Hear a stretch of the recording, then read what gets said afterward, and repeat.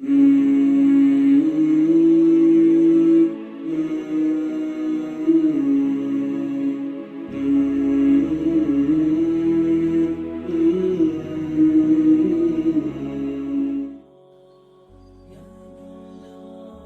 تر تعریفات کے لائق اللہ سبحانہ عز و جل ہے۔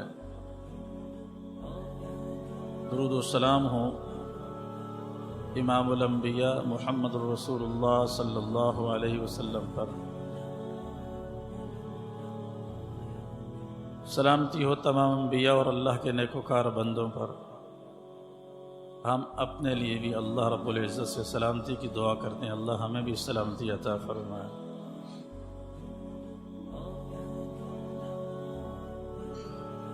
اللہ سبحانہ عز و جل نے فرمایا سورہ نساء کے شروع میں، یا ایھا الناس، اے لوگو، اتقوا ربکم، اپنے رب سے ڈرو،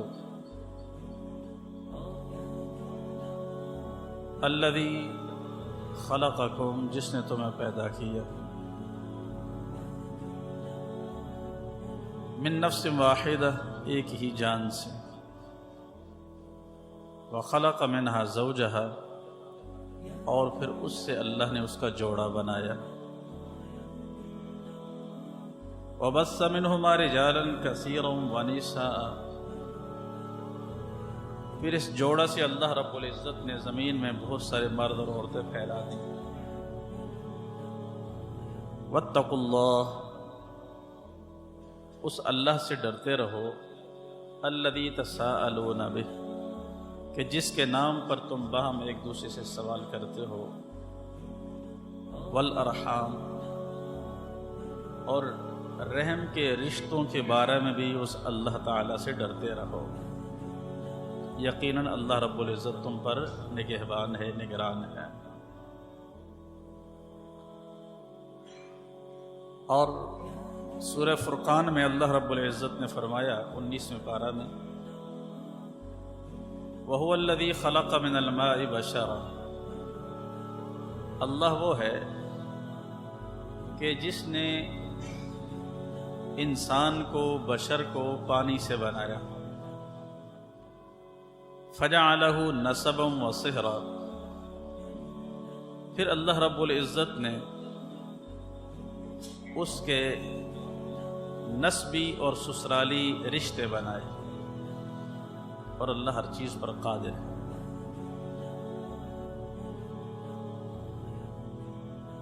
وَهُوَ الَّذِي خَلَقَ مِنَ الْمَاءِ بَشَرًا، اللہ وہ ہے کہ جس نے بشر کو، انسان کو پانی سے بنایا۔ یہ خصوصیت سے انسان کی پیدائش کا ذکر ہے، ورنہ سورہ نور میں 18ویں پارہ میں اللہ رب العزت نے عمومی لحاظ سے تمام جانداروں کا ذکر فرمایا ہے کہ اللہ نے ان سب کو پانی سے بنایا۔ واللہ خلق کل دابۃ من ماء فمنہم من یمشی علی بطن ومنہم من یمشی علی رجلین ومنہم من یمشی علی اربع یخلق اللہ ما یشاء، اللہ ہی ہے جس نے تمام جانداروں کو پانی سے بنایا۔ فمنہم من یمشی علی بطن، ان جانداروں میں کئی جاندار ایسے ہیں جو زمین پر پیٹ کے بل رینگتے ہیں، اور نہیں ہیں رینگتے ہیں، جیسے سانپ ہو گئے یا دوسرے حشرات الارض، کیڑے مکوڑے ہو گئے۔ ومنہم من یمشی علی رجلین، ان جانداروں میں سے جنہیں اللہ نے پانی سے بنایا، ان میں کچھ ایسے ہیں جو 2 پاؤں پر چلتے ہیں، انسان بھی ان میں ہیں، پرندے بھی ہیں۔ ومنہم من یمشی علی اربع، کچھ ایسے ہیں کہ جو 4 پاؤں پر چلتے ہیں، چوپائے ہیں۔ یخلق اللہ ما یشاء، اللہ اپنی مخلوق میں سے جیسے چاہے جو چاہے پیدا کرتا ہے۔ یہ اشارہ ہے اس بات کی طرف کہ کئی جاندار ایسے ہیں کہ جن کے 4 پاؤں سے بھی زیادہ پاؤں ہوتے ہیں، کئی کیڑے ہیں۔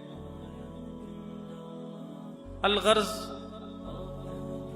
یہ عمومی لحاظ سے اللہ رب العزت نے تمام جانداروں کا ذکر کیا ہے کہ جنہیں اللہ نے پانی سے بنایا، لیکن بالخصوص اللہ رب العزت نے انسان کا تذکرہ سورہ فرقان میں کیا ہے کہ وَهُوَ الَّذِي خَلَقَ مِنَ الْمَاءِ بَشَرًا،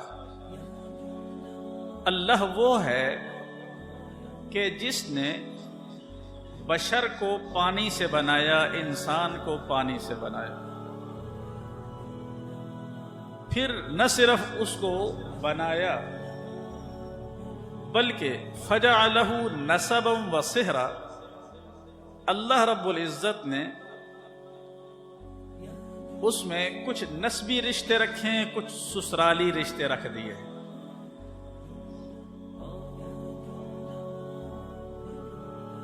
یہ گویا کہ ایک انسان کی خصوصیت ہے جو یہاں ذکر ہوئی ہے۔ چونکہ انسان مکلف بھی ہے،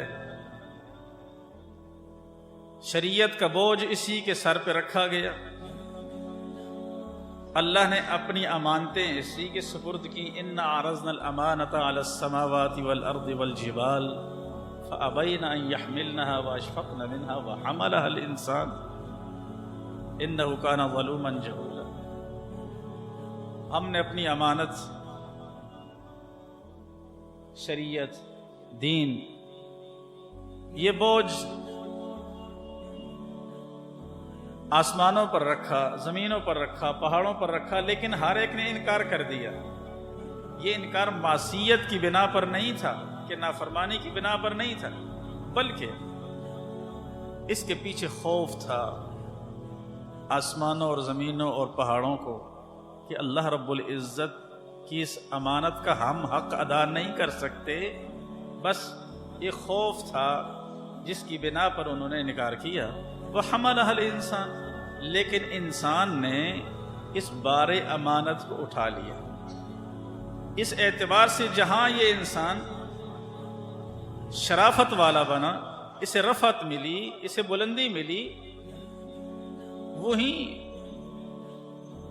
اللہ رب العزت نے اسے مکلف بنایا اور دین کے احکامات کی تکلیف اسے دی، کئی احکامات اس پر فرض قرار دے دیے۔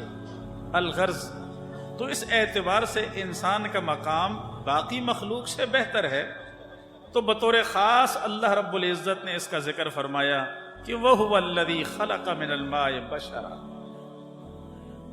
اللہ نے بشر کو پانی سے بنایا۔ اب اللہ کی مخلوق انسانوں میں سے اگر کوئی شخص اس بات کا انکار کرتا ہے کہ فلاں فلاں شخصیات جن کے متعلق بعض لوگوں کا یہ عقیدہ اور نظریہ ہے کہ وہ بشر نہیں ہیں، انسان نہیں ہیں، وہ نور ہیں، تو دوسری طرف قرآن کی اس آیت کا انکار کرنا پڑے گا کہ اگر انسان وہ نہیں ہیں تو اللہ رب العزت نے انسانوں کی طرف نبی اور رسول بنا کر کیوں بھیجا؟ اور اگر اسے انسان مانتا ہے تو پھر بشر ماننا پڑے گا کہ ہر انسان کو اللہ نے بشر کو پانی سے ہی بنایا، اور ان کی بھی نبی ہو، رسول ہو، ولی ہو، چھوٹا ہو یا بڑا ہو، انسان ہے تو پانی سے بنا ہے۔ اور پھر تنہا بھی نہیں، فَجَعَلَهُ نَسَبًا وَصِهْرًا، اللہ رب العزت نے اس کے رشتے بھی مقرر کر دیے، کوئی نسبی رشتے، کوئی سسرالی رشتے۔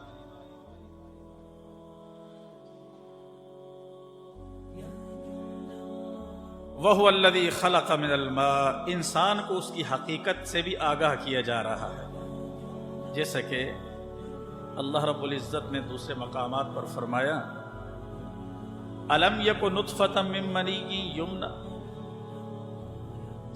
کیا یہ انسان أَيَحْسَبُ الْإِنسَانُ أَن يُتْرَكَ سُدًى، جو انسان یہ خیال رکھ رہا ہے، یہ سمجھ رہا ہے کہ ایسے ہی چھوڑ دیا جائے گا اسے، یہ اپنی اس حقیقت کو نہیں دیکھتا۔ أَلَمْ يَكُ نُطْفَةً مِّن مَّنِيٍّ يُمْنَىٰ، کہ ایک قطرہ تھا پانی کا، جو ٹپکایا گیا، ثم کان علقۃ فخلق فسوى. ایسے ہی دوسرے مقام پر اللہ رب العزت نے فرمایا قتل الانسان ما اکفرہ، سورہ عبس میں، مارا جائے انسان کتنا ناشکرا ہے. من ای شیء خلق، یہ کس ذات کی ناشکری کر رہا ہے، اپنی حقیقت کو نہیں دیکھتا. من ای شیء خلق، کہ کس چیز سے اس اللہ نے اسے بنایا ہے. ادھر تو ناشکریاں کرتا ہے اللہ کے انعامات کی. اپنی تخلیق کی طرف دیکھے، من ای شیء خلق، کس چیز سے اللہ نے اسے بنایا. خلقہ من نطفہ، ایک نطفہ سے اللہ نے اسے بنایا. وہی الم یکن نطفۃ من منی یمنی، نطفہ سے بنایا. خلقہ فقدرہ، اللہ نے اسے بنایا، پیدا کیا، پھر اس کا اندازہ کیا، یعنی اس کے ہاتھ پاؤں اور سارے اعضاء بنائے، اس کی شکل و صورت بنائی. ثم السبیل یسرہ، پھر اس نطفہ کو بڑھا کر کے کہاں اللہ رب العزت نے کہاں تک پہنچایا، رحم مادر میں، اور پھر اللہ رب العزت نے اس دنیا میں آنے کا راستہ بھی آسان فرما دیا. یعنی بعد کے انعامات کو تو چھوڑو، بنیادی نعمت اللہ رب العزت کی یا بنیادی انعامات اس انسان پر جو ہیں، یہ انہی کی طرف کیوں نہیں غور کرتا. قتل الانسان ما اکفرہ، یہ کیسا ناشکرا ہے، یہ تو مارا جائے. اور سورہ دہر میں اللہ رب العزت نے فرمایا انا خلقنا الانسان من نطفۃ امشاج نبتلیہ فجعلناہ سمیعا بصیرا. ہم نے انسان کو بنایا من نطفۃ، ایسے نطفہ سے، امشاج، جو رلا ملا ہے، ملا جلا ہے، مخلوط ہے. یعنی اکیلے نطفہ سے نہیں، دو نطفے ملے ہیں. من نطفۃ امشاج، ملے جلے نطفہ سے اللہ نے بنایا. اور سورۃ الاعلی میں اللہ رب العزت نے فرمایا فَلْيَنْظُرِ الْإِنسَانُ مِمَّا خُلِقَ، انسان کو چاہیے کہ وہ غور کرے کس چیز سے پیدا کیا گیا ہے. خُلِقَ مِن مَّاءٍ دَافِقٍ، ایک اچھلتے ہوئے پانی سے وہ پیدا کیا گیا. یخرج من بین الصلب والترائب، وہ رلا ملا جو نطفہ ہے وہ یخرج من بین الصلب والترائب، پشت اور سینے کی ہڈیوں سے وہ نکلتا ہے. باپ کی پشت سے وہ قطرہ نکلتا ہے. الترائب، یہ وہ سینے کا وہ حصہ مراد ہے کہ جہاں ہار پہنا جاتا ہے، یہ حصہ. ماں کے سینے سے وہ قطرہ نکلتا ہے، باپ کی پشت سے نکلتا ہے، پھر انا خلقنا الانسان من نطفۃ امشاج، پھر رل مل جاتا ہے. پھر اللہ رب العزت نے اس سے انسان کو بنایا. بنیادی طور پر قطرہ ہے، لیکن اسی قطرہ سے کہیں نبی پیدا ہوئے، کہیں ولی پیدا ہوئے، کہیں چور ڈاکو پیدا ہوئے، کہیں کون کہیں کوئی شیخ ہے تو چودھری فلاں ہے، سب اسی قطرہ سے. اللہ رب العزت نے فرمایا انسان کو غور کرنا چاہیے. فَلْيَنْظُرِ الْإِنسَانُ، لیکن یہ انسان غور کرتا نہیں ہے. قُتِلَ الْإِنسَانُ مَا أَكْفَرَهُ، اتنے بڑے بڑے انعامات کو پا کر پھر ناشکری کرتا ہے یہ انسان. اس کی سزا یہ ہے کہ یہ مارا جائے. تو میرے بھائیو، اللہ رب العزت نے اسی بات کی طرف اشارہ فرمایا کہ وَهُوَ الَّذِي خَلَقَ مِنَ الْمَاءِ بَشَرًا، اللہ وہ ذات ہے کہ جس نے انسان کو پانی سے بنایا. فَجَعَلَهُ نَسَبًا وَصِهْرًا، پھر اللہ رب العزت نے اسی قطرہ آب سے اللہ نے اس کے رشتے مقرر فرمائے. کچھ نسبی رشتے ہیں اور کچھ سحری سسرالی رشتے ہیں. نسبی وہ رشتے ہیں کہ جو ماں باپ کی طرف سے ہوتے ہیں، ایک رحم سے جو تعلق رکھنے والے رشتے ہیں۔ سحری یعنی سسرالی، انسان جس خاندان میں شادی کرتا ہے بیوی کے حوالہ سے جو پھر آگے رشتے ہیں یہ سسرالی رشتے ہیں اس کے۔ ان رشتوں کے ساتھ ساتھ ایک اور رشتہ رضائی رشتہ بھی ہوتا ہے، دودھ پینے کا رشتہ، اور وہ بھی نسبی رشتے کی طرح ہوتا ہے، جیسے کہ حدیث میں رسول اللہ صلی اللہ علیہ وسلم نے فرمایا یحرم من الرضاعۃ ما یحرم من النسب۔ رضائی رشتے بھی، دودھ پینے والے رشتے بھی وہ حرام ہوتے ہیں جیسا کہ نسبی رشتے ہیں۔ تو یہ رشتہ داری ہے، اللہ رب العزت نے اس پانی سے انسان کو بنا کر کے آگے اللہ رب العزت نے یہ مقدس معزز رشتے اس کے بنا دیے ہیں۔ ویسے تو تمام انسان آدم علیہ السلام کی اولاد ہیں، لیکن آگے اللہ رب العزت نے قوموں قبیلوں میں ان کو تقسیم کر دیا ہے۔ یا ایھا الناس انا خلقناکم من ذکر و انثی وجعلناکم شعوبا وقبائل لتعارفوا۔ اے انسانوں، اے لوگوں، ہم نے تمہیں پیدا کیا ایک مرد اور ایک عورت سے، پھر تمہاری قومیں قبیلے یہ شاخیں بنائی ہیں تاکہ تم آپس میں ایک دوسرے کو پہچان سکو۔ یہ پہچانے ہیں آگے، وگرنہ اولاد آدم کے لحاظ سے اگر آگے قومیں قبیلے نہ ہوتی تو پہچانا مشکل تھا۔ تو فجعلہ نسبا وصہرا، یہ نسبی رشتے، سسرالی رشتے، یہ رضائی رشتے، یہ سارے رشتے انسان کی پہچان کے لیے ہیں۔ پھر یہ قوموں قبیلوں میں تقسیم ہو گئے تاکہ ایک دوسرے کو پہچان سکیں، ایک دوسرے کے حق و حقوق ادا کر سکیں، پہچان سکیں کہ کوئی میرا اپنا خونی رشتہ ہے، کون سا پرایا رشتہ۔ رشتہ داری نسبی ہو یا سسرالی، نسب کے حوالے سے رسول اللہ صلی اللہ علیہ وسلم نے فرمایا تعلموا من انسابکم، اپنے نسبوں کا علم حاصل کرو، یعنی تمہیں معلوم ہونا چاہیے کہ تمہارا نسب کیا ہے، تمہاری برادری کیا ہے، تمہاری قوم کیا ہے، تمہارا قبیلہ کیا ہے، تمہارا باپ کون ہے، پر دادا آگے تک کون ہے، اولاد کون ہے، دائیں بائیں کون ہے، ان کے متعلق تمہیں علم ہونا چاہیے، تمہارے نسبی رشتے۔ تعلموا من انسابکم، اور آپ نے اس کی علت اور وجہ اور فائدہ ذکر فرمایا ہے۔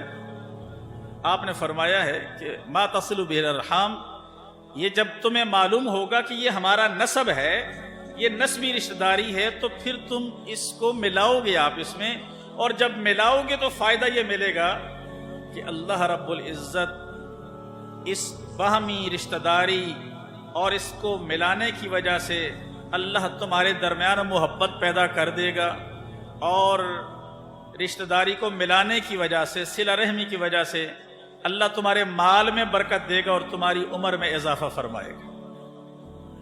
یہ فوائد نبی صلی اللہ علیہ وسلم نے بتلائے، لیکن یہ سارا کام صلہ رحمی کا اس وقت ہوگا کہ جب تعلموا من انسابکم، تم اپنے نسبوں کو جانتے ہوگے، اس کا علم سیکھا ہوا ہوگا۔ معلوم ہونا چاہیے اپنی برادری کے متعلق، تاکہ وہاں تک انسان اپنی برادری کو تر و تازہ رکھے، اس کو جوڑے رکھے، اور کسی کے تان میں، کسی کے نسب میں تانہ زنی، یہ شریعت نے اس کو جاہلیت کا کام کہا ہے۔ جیسے کہ حدیث میں آتا ہے 4 کام جاہلیت سے متعلقہ ہیں، یعنی اسلام میں اس کا کوئی نام و نشان نہیں، اور اسلام ان کو ناپسند کرتا ہے، ایسے برے کام ہیں۔ ان میں سے ایک یہ بھی ہے الطعن فی الانساب، کسی کے نسب میں تانہ زنی کرنا۔ عموماً ہمارے ہاں کوئی لفظ ایک انتہائی شنی اور برا لفظ کہا جاتا ہے، فلاں تو ہے ہی ایسا۔ کسی کے نسب میں تانہ زنی کرنا یہ جاہلیت کے باتوں میں سے ہے، جاہلیت کے کاموں میں سے ہے، کہ اس کا تو باپ بھی پتہ نہیں کون ہے، یہ فلاں ہے اور فلاں ہے۔ اگر کوئی باپ اپنی اولاد کے حوالہ سے اپنے نسب سے اسے نکالتا ہے یا اس کا انکار کرتا ہے جان بوجھ کر، حالانکہ وہ بیٹا اسی کا ہے، تو اس بات کو بھی شریعت نے سخت ناپسند کیا ہے۔ نبی صلی اللہ علیہ وسلم نے فرمایا کہ جو باپ اپنے بیٹے کے کا نفی کرتا ہے اس کی، یہ میرے نسب میں سے نہیں، حالانکہ اسی کے نسب میں سے ہے، آپ صلی اللہ علیہ وسلم نے فرمایا کہ اس کو رسوا کرنے کی نیت سے اس نے کیا، قیامت کے دن اللہ رب العزت ساری دنیا کے سامنے اس شخص کو رسوا کرے گا، اور فرمایا قصاص میں قصاص، یہ بدلے کا بدلہ ہے، جو دنیا میں کیا ہے قیامت کے دن وہی اس کے ساتھ ہوگا۔ اور اگر کوئی بیٹا اپنے باپ کا انکاری ہے، جیسا کہ رسول اللہ صلی اللہ علیہ وسلم نے فرمایا من ادعا الی غیر ابی، جس شخص نے اپنے حقیقی باپ کے علاوہ کسی اور کو باپ کہا، آپ صلی اللہ علیہ وسلم نے فرمایا کہ ایسا شخص جنت میں داخل ہونا تو کجا، جنت کی خوشبو بھی نہیں پا سکتا، حالانکہ جنت کی خوشبو 70 سال کی مسافت سے آ رہی ہوگی۔ ایسے ہی دوسری روایتوں میں کفر کا لفظ ہے کہ ایسا شخص وہ کفر کر رہا ہے، تو یہ گالی بھی ہے، انتہائی برا عمل ہے کہ جو شخص اپنے نسب میں تانا زنی کرتا ہے اور اپنے حقیقی نسب کا انکار کرتا ہے، اور آج کل اس کی مثالیں بہت ہیں، اگر بغور دیکھا جائے تو کئی لوگ ہیں اپنی قومیت کو ہی بدل دیتے ہیں شرم کے مارے، قوم کچھ ہے اور کہ اور پڑھ لکھ کر کچھ اور دے رہا ہے۔ اللہ رب العزت نے یہ جو نسب اور یہ نسبی اصول مقرر فرمائے ہیں، اس پہ انسان کو راضی رہنا چاہیے، تقسیم اللہ کی ہے۔ جس طرح اللہ رب العزت نے روزی کی، معیشت کی تقسیم فرما دی ہے کہ نحن قسمنا بینہم معیشتہم فی الحیات الدنیا، اسی طرح اللہ رب العزت نے قومیں اور قبیلے بنا دیے ہیں، لہذا جو اللہ کی تقسیم ہے مالی اعتبار سے یا نسبی اعتبار سے، اس پر انسان کو راضی رہنا چاہیے، اسی میں اس کی عزت اور اسی میں اس کی عظمت ہے۔ اس کے بعد کا معاملہ تو یہ ہے کہ انسان اگر اپنے رب کا قرب نصیب حاصل کرنا چاہتا ہے تو پھر محنت کرے اور تقوی کو اختیار کرے۔ اگر کسی کمہار یا موچی یا کوئی بھی جسے ہمارے معاشرہ کے اندر کم تر ذات اور کم تر قوم سمجھا جاتا ہے، تو اللہ رب العزت کی نگاہ میں تو ایسا نہیں ہے۔ ان اکرمکم عند اللہ اتقاکم، اللہ کے نزدیک سب سے زیادہ باعزت عزت والا شخص اور مقرب وہ ہے جو سب سے زیادہ متقی اور پرہیزگار ہو۔ یہ تو پہچان ہے، لہذا انسان کو اپنی پہچان نہ گم کرنی چاہیے، نہ خود اسے چھوڑنا چاہیے۔ دنیا کی عزت، جھوٹی عزت حاصل کرنے کے لیے اپنی قومیت کو بدل دے، اپنے باپ کسی اور کو باپ بنا لے، اپنی نسبت کسی اور کی طرف کر دے، اس کو شریعت نے سخت ناپسند کیا۔ بہرحال فجعلہ نسبا وصہرا، اللہ رب العزت نے فرمایا کہ اللہ رب العزت نے انسان کو پانی سے بنایا، پھر اس کے نسبی اور سسرالی رشتے اللہ رب العزت نے بنائے۔ یہ مقدس رشتے ہیں، یہ مقدس رشتے ہیں۔ اللہ رب العزت نے ان کو جوڑنے کا حکم دیا ہے، اور یہ جوڑا کب جا سکتا ہے؟ جب ایک انسان پہچانے کہ یہ میرا باپ ہے، یہ میری ماں ہے، یہ میرا بھائی ہے، یہ میری بہنیں ہیں، یہ میرا ماموں ہے، یہ میری خالہ ہیں، یہ میرا چچا ہے، یہ میری پھوپھیاں ہیں، یہ میرا دادا ہے، یہ دادی ہے، نانا ہے، نانی، الغرض سارے اوپر نیچے دائیں بائیں کے جتنے بھی رشتہ دار ہیں، انسان کو پہچان ہونی چاہیے۔ اور اس کے فائدے میں نے ذکر کر دیے۔ نبی صلی اللہ علیہ وسلم نے فرمایا جو شخص پسند کرتا ہے اس بات کو کہ اس کی روزی میں اضافہ کر دیا جائے اور اس کی عمر بڑھا دی جائے، اسے چاہیے کہ فلیصل رحمہ، اسے چاہیے کہ صلہ رحمی کرے، اسے چاہیے کہ صلہ رحمی کرے۔ قرآن میں بہت ساری آیات ہیں اس بات پر۔ ایمان والوں کے اوصاف میں سے ایک وصف اللہ رب العزت نے یہ بھی ذکر فرمایا ہے کہ وہ صلہ رحمی کرتے ہیں، تعلق کو جوڑتے ہیں، برادری کو جوڑتے ہیں۔ آج یہ بیماریاں ہمارے معاشرے میں بہت زیادہ پائی جاتی ہیں، اور مصیبت یہ ہے کہ ہماری برادریوں کا توڑ اور قطع رحمی اس کی بنیاد کوئی دین بھی نہیں ہے. یا تو دین ہو نا تو پھر کوئی کہہ سکتا ہے کہ بغض بھی اللہ کے لیے اور محبت بھی اللہ کے لیے. اگر محبت اور بغض یہ اللہ کی رضا کے لیے رکھا جائے تو پھر یہ قیمتی بات ہے. پھر ایسا محبت اور بغض رکھنے والا اللہ کے ہاں وہ پسندیدہ ہے. لیکن دنیا کی خاطر ایک انسان اپنی برادری سے تعلق توڑے، یہ کوئی معمولی گناہ نہیں ہے جسے آج لوگ معمولی گناہ سمجھتے ہیں یا توجہ ہی نہیں دیتے. اللہ رب العزت نے سورہ محمد میں فرمایا فَهَلْ عَسَيْتُمْ إِن تَوَلَّيْتُمْ أَن تُفْسِدُوا فِي الْأَرْضِ وَتُقَطِّعُوا أَرْحَامَكُمْ. یہ منافقین کی برائیوں میں سے ایک برائی ذکر ہوئی ہے. منافق ہیں، ان کی خصلتیں آپ لوگ جانتے ہیں. بات کرتے ہیں، جھوٹ بولتے ہیں، امانت دی جاتی ہے خیانت کرتے ہیں، جھگڑتے ہیں، گالی گلوچ کرتے ہیں. اور ان برے کاموں میں سے جو منافقین کرتے ہیں ان میں سے ایک یہ بھی ہے. اللہ نے فرمایا فَهَلْ عَسَيْتُمْ إِن تَوَلَّيْتُمْ، اگر ان لوگوں کو اختیار مل جائے، زمین پر حکومت اور سلطنت مل جائے انہیں، تو کیا کریں گے؟ ان تفسدوا فی الارض، زمین میں فساد برپا کریں گے. یہ عمومی فساد بہت قسم کے ہوتے ہیں، اور ان فسادات میں اگر اللہ رب العزت قطع تعلقی کو بھی ذکر کر دیتا تو ساری بات اس میں آ جاتی. لیکن قطع تعلق کو اللہ نے الگ ذکر کیا. فَهَلْ عَسَيْتُمْ إِن تَوَلَّيْتُمْ أَن تُفْسِدُوا فِي الْأَرْضِ وَتُقَطِّعُوا أَرْحَامَكُمْ.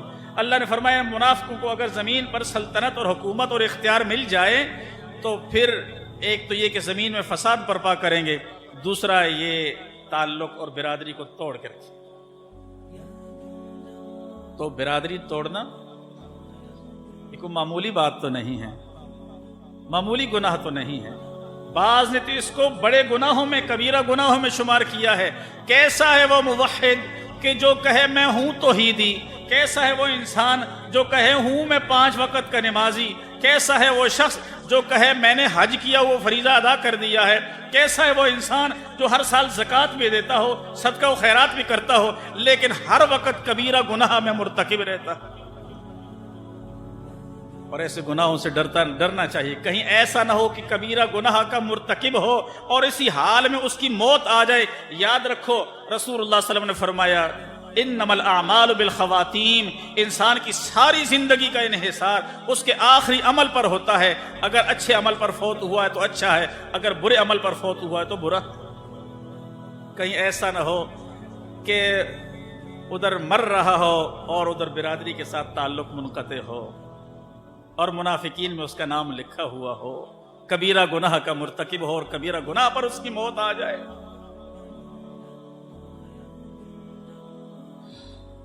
اللہ رب العزت نے پہلے پارہ میں بھی 14ویں پارہ میں بھی ذکر فرمایا منافقوں کا تذکرہ کرتے ہوئے ینقضون عہد اللہ من بعد میثاقہ، کہ اللہ کے ساتھ جو ان کے معاہدے ہیں وہ توڑتے ہیں، وعدہ کرنے کے بعد وعدہ توڑ رہے ہیں.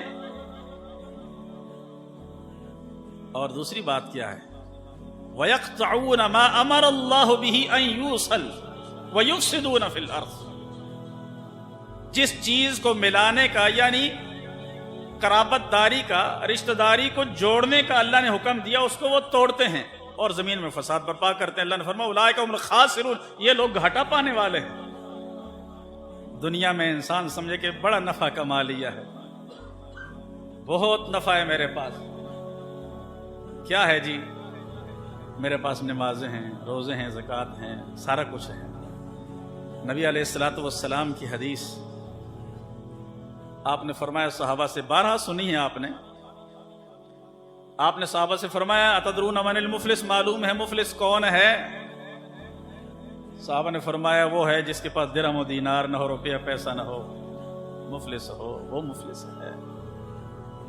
آپ نے فرمایا میری امت کا مفلس وہ ہے جو قیامت کے دن نمازیں لے کے آئے گا، روزے لے کے آئے گا، زکاتیں لے کے، بڑی بڑی نیکیاں ہیں، لیکن ادھر سے ایک آئے گا وہ کہے گا مجھے تو اس نے گالی دی تھی، دوسرا ادھر سے آ گیا اللہ اس نے مجھے مارا تھا، تیسرا یا اللہ میرا اس نے حق دبایا تھا، چوتھا یا اللہ مجھ پر اس نے الزام لگایا تھا، ایک ادھر سے آیا اللہ اس نے میرا مال کھایا تھا.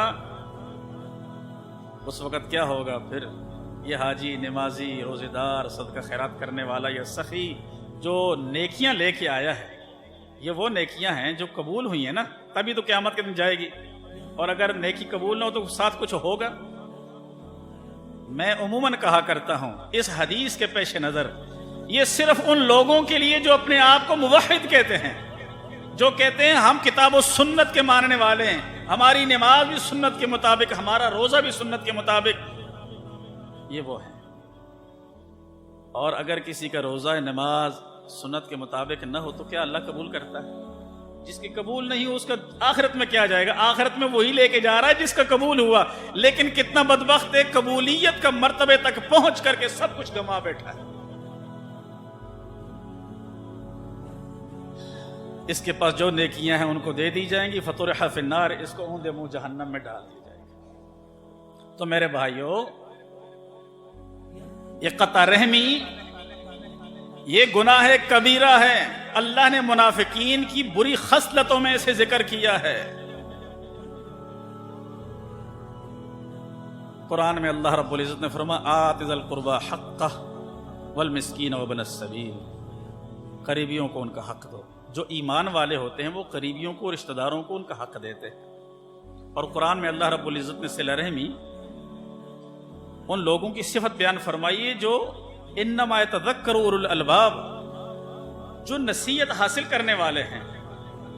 افمن یعلم انما انزل الیک من ربک الحق کمن هو اعمی انما یتذکر اولو الالباب الذین یوفون بعہد اللہ ولا ينقضون الميثاق والذین یصلون ما امر اللہ به ان یوصل ویخشون ربهم ویخافون سوء الحساب۔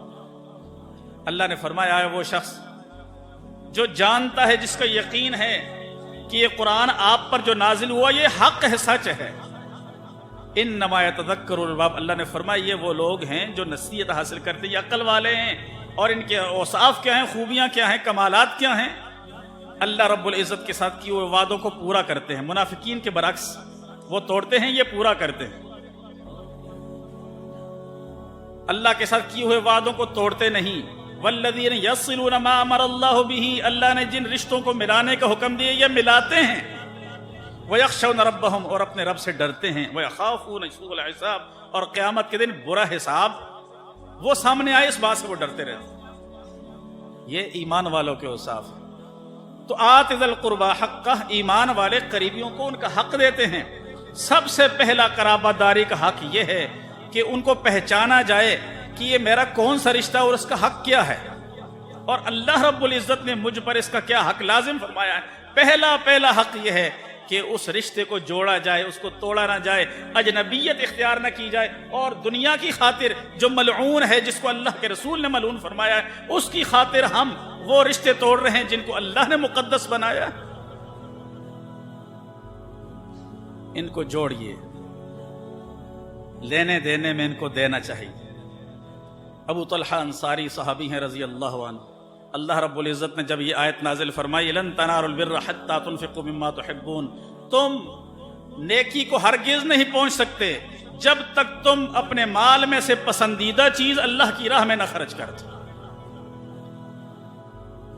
ابو طلحہ انصاری یہ وہ صحابی ہیں جو مدینہ میں اللہ نے بہت مال دیا ہوا تھا ان کو۔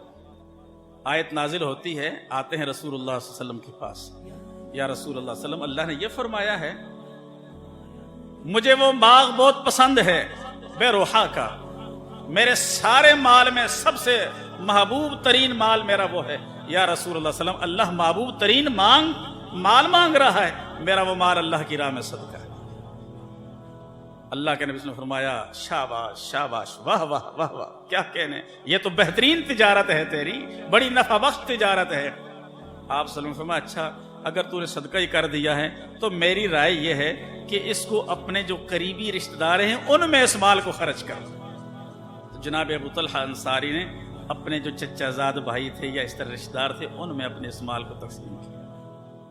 آج تو ہم اپنے قریبیوں کو محروم کر کے دوسروں کو دیتے رہتے ہیں، اور ہم کہتے ہیں ہم بڑا دے رہے ہیں۔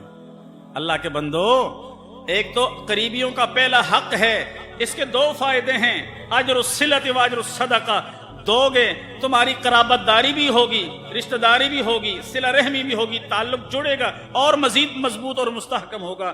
دوسرا یہ ہوگا کہ اللہ اس صدقہ پر اجر و ثواب عطا فرمائے گا، گویا کہ دو ثواب مل رہے ہیں، ایک برادری جوڑنے کا، ایک جو صدقہ کر رہے اس کا ثواب مل رہا ہے، جبکہ دوسرے کو صرف خرچ کرنے کا ایک ہی ثواب ملتا ہے۔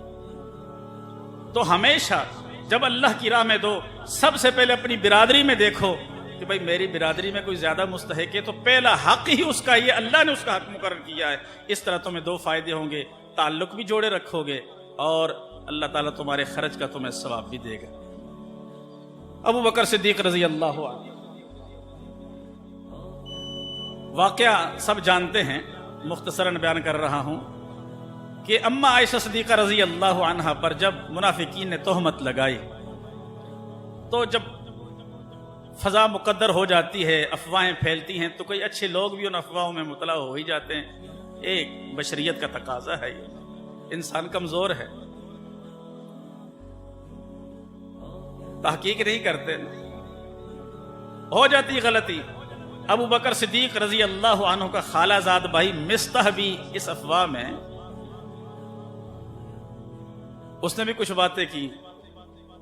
اب رسول اللہ صلی اللہ علیہ وسلم کے اس صحابی کو، ابو بکر صدیق رضی اللہ عنہ کو جب پتہ چلا کہ وہ مستح جسے میں اپنا مال دیتا رہتا ہوں، اس کے ساتھ تعاون کرتے رہتا ہوں، اس پہ خرچ کرتے رہتا ہوں، وہ بھی ان افواہوں میں میری بیٹی کے خلاف باتیں کر رہا ہے، تو انہوں نے قسم اٹھا لی کہ اللہ کی قسم اب میں کبھی بھی اس طرح تجھے نفع نہیں دوں گا، میں کبھی تیری مالی معاونت نہیں کروں گا۔ یہ بات اللہ رب العزت کو پسند نہ آئی۔ سورہ نور ہے 18واں پارہ، آپ کھول کے دیکھ سکتے ہیں۔ اللہ رب العزت نے فرمایا، بڑا پیارا انداز ہے، وَلَا يَأْتَلِ أُولُو الْفَضْلِ مِنْكُمْ وَالسَّعَةِ أَنْ يُؤْتُوا أُولِي الْقُرْبَى وَالْمَسَاكِينَ وَالْمُهَاجِرِينَ فِي سَبِيلِ اللَّهِ وَلْيَعْفُوا وَلْيَصْفَحُوا۔ اللہ نے فرمایا تم میں سے جو وَلَا يَأْتَلِ الْفَضْلِ، ابو بکر تیری فضیلت اللہ بیان کرے تو کون تیری فضیلت کو دھندلا کر سکتا ہے؟ وَلَا يَأْتَلِ أُولُو الْفَضْلِ مِنْكُمْ، جو تم میں صاحب فضیلت لوگ ہیں، وَالسَّعَةِ، اور جو مالدار ہیں، انہیں قسم نہیں اٹھانی چاہیے کہ فلاں کو نہیں دوں گا اللہ کی قسم، جس طرح آج ہمارے معاشرے میں قسم اٹھا لیتے ہیں۔ ذرا سی بات پر دل پریشان ہوا کسی سے کوئی بات سن کر کے تو قسم اٹھا لیتے، بس تیرے ساتھ میرا تعلق ختم، آئندہ کچھ بھی نہیں دوں گا، تیری کوئی مالی معاونت نہیں، تیرا کوئی خیال نہیں رکھوں، جا۔ یہ سمجھتا ہے کہ شاید تم چھوڑ دیا تو پھر اللہ بھی اسے چھوڑ دے گا۔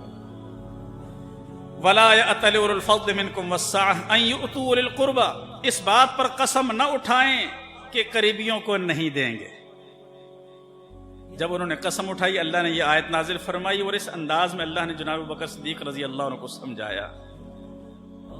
اللہ نے فرمایا الا تحبون ان یغفر اللہ لکم، کیا تم نہیں پسند کرتے کہ اللہ تعالیٰ تمہاری غلطیوں کو بھی معاف فرما دے؟ ہر آدمی پسند کرتا ہے نا، غلطی کس سے نہیں ہوتی؟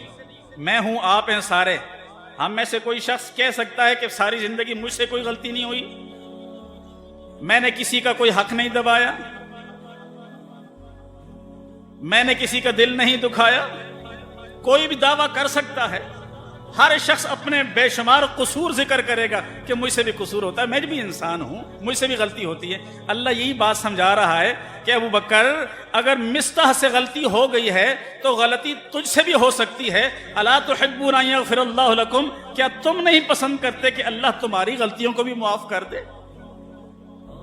ابو بکر صدیق پھر ابو بکر تھے، اللہ اللہ بات سمجھ گئے اور اس پیارے انداز کو بھی سمجھ گئے، فوراً کہنے لگے کیوں نہیں اے اللہ، میں پسند کرتا ہوں کہ میری غلطیوں کو تو معاف فرما دے۔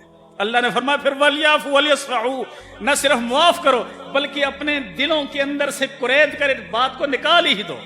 ایک ہوتا ہے نا یعفو، ایک معاف کرنا ہوتا ہے، ایک وَصْفَحُوا، دو لفظ ہیں قرآن میں یہاں۔ وَلْيَعْفُوا کا معنی معاف کر دیں، وَلْيَصْفَحُوا معنی اس کو بالکل کھرچ کر کے نکال دیں، نام و نشان داغ بھی نہ رہے اس کا۔ یہاں اپنے دلوں کے اندر برادریوں کے حوالے سے، نسبی رشتوں کے حوالہ سے، سسرالی رشتوں کے حوالہ سے، رضائی رشتوں کے حوالہ سے، پوری برادری کے حوالہ سے اگر میرے اور آپ کے دل کے اندر کچھ ایسی چیز ہے، اللہ ہمیں فرماتا ہے تم چاہتے ہو کہ اللہ تمہیں معاف فرما دے، یا اللہ ہم سارے چاہتے کہ اللہ ہم سب کو معاف کرا دے، تو اللہ ہم سے بھی اسی بات کا تقاضا کرتا ہے کہ اپنی برادریوں کے حوالے سے اگر کسی سے کوئی غلطی ہو گئی ہے، تمہارا دل دکھ کیا ہے، اللہ کے لیے معاف کر دو تاکہ اللہ تمہیں معاف کر دے۔ سبحان ربک رب العزت عما یصفون وسلام علی المرسلین والحمد للہ رب العالمین۔